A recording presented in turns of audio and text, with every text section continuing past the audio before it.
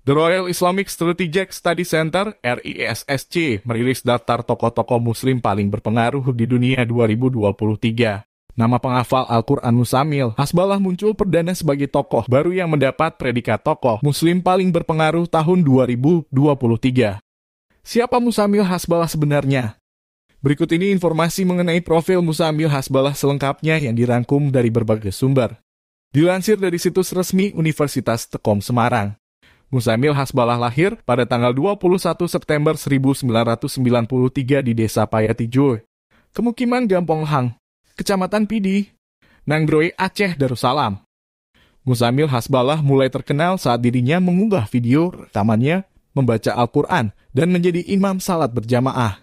Diketahui Muzammil Hasbalah adalah putra bungsu dari pasangan Hasbalah Usman dan Hasidar Sulaiman. Ayahnya terakhir kali menjabat sebagai kepala SMA di Pidi. Sedangkan ibundanya adalah guru madrasah aliyah negeri yang kini juga sudah pensiun. Hasnidar, sang ibu menerapkan kedisiplinan sejak dini untuk semua anak-anaknya termasuk Muzammil. Muzammil memiliki kakak perempuan bernama Ana Sofia, sedangkan kakak laki-lakinya bernama Muhammad Hanif. Muzammil Hasbalah menyelesaikan pendidikan di Institut Teknologi Bandung jurusan Teknik Arsitektur.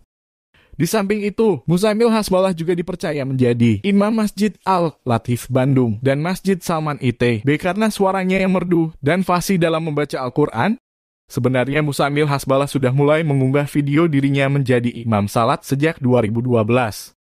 Namun baru pada awal tahun 2016 lalu, video unggahannya menggemparkan jagat maya. Karena memiliki suara yang merdu, Muzammil mendapatkan banyak pujian dari netizen bahkan dari Imam Besar Masjidil Haram Syekh Hadal Al-Kabani. Suara Muzammil dalam melantunkan ayat suci Al-Quran saat memimpin sholat berjamaah juga menuai pujian. Yang terbaru, lantunan azan Muzammil di pemakaman Eril juga menyita banyak perhatian. Jenazah Melil Khan Mumtaz atau Eril dimakamkan di Islamic Center Cimaung, Banjaran pada hari Senin 13 Juni 2022 siang.